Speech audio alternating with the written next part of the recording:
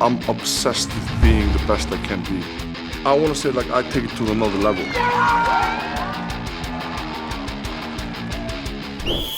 Okay. It's not a matter of if he's going to get 8, it's if he can beat Shaw's time.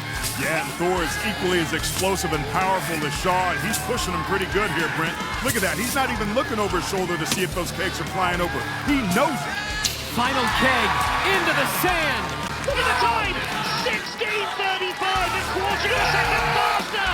This is what we want! Brent, that line drive on that last keg beat Ryan Shaw's time by 0.24 seconds. That might have been the difference. Do you not like the barrels or something? You're quite mean to them. You toss them around so ferociously. Well, right now, we're my best friends. I love it. Now, for these athletes to pull this gigantic thing down the runway, it's gonna take a Hercules effort.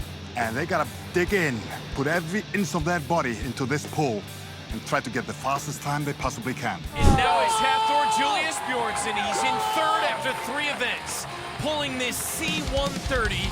It's a military transport plane. The mental part of this competition is not to be underestimated. Neither is the 417-pound massive frame of the Icelandic giant. He's come so close to winning the World's Strongest Man title a couple of times, seeking his first here in 2016.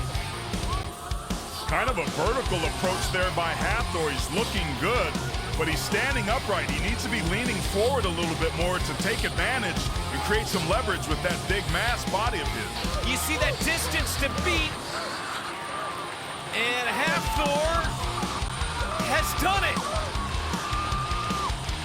Hafthor Bjornsson from Iceland into the lead, now trying to get as much as he can.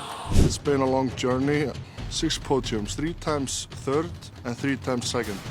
What keeps me mostly motivated, you know, is 100% my family, friends. I don't want to let them down. I've competed in 2 big competitions this year, won both of them. So I'm looking forward to this year's World's Strongest Man, and I can definitely say I am in my best shape of my life right now. This is a victory lap, and one that is much deserved and a long time coming for one of the best ever to do this. You saw the emotion after the loading race. How much has gone into this? Hafthor entered this competition in the best shape of his life. More humble, more focused, less of a showman, and more like a champion. And this is the moment, Brent, that he's been waiting for. The final seconds tick away. And there it is, putting on a show at this point. It is Hafthor Bjornsson, and he's just going to take it all in here.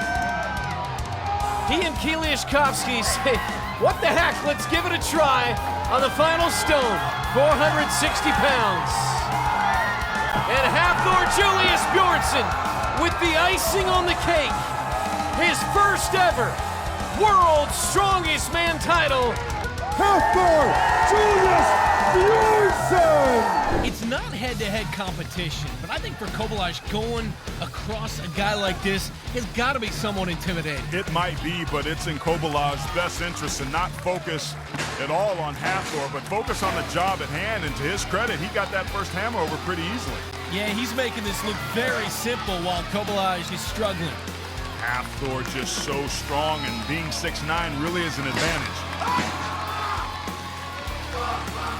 Oh, sending the message. These are not the Norse hammers. These are Thor's hammers. Hafthor Bjornsson making it look very easy. On to the final one. He's determined to get number 3. You have to wonder if this extra effort by him is worth it. Kobolaj at this point relegated to cheering on his fellow competitor. 52.70 as Hafthor puts on a show. And he won Europe's Strongest Man, and the Arnolds as well here in 2018. He's going for the trifecta. These sorts of events tend to favor the taller competitors. Hafthor is 6'9".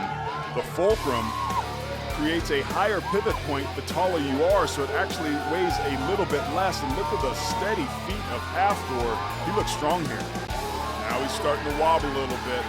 starting to feel it. He's going to have to dig deep here, keep his breath going. He's looking good, Brent. Absolutely, he won it a full 40 degrees ahead of second place. I always thought that being on the top would be the most difficult, but it actually is the other way around. When you're always placing second, third, each year you feel like you're failing.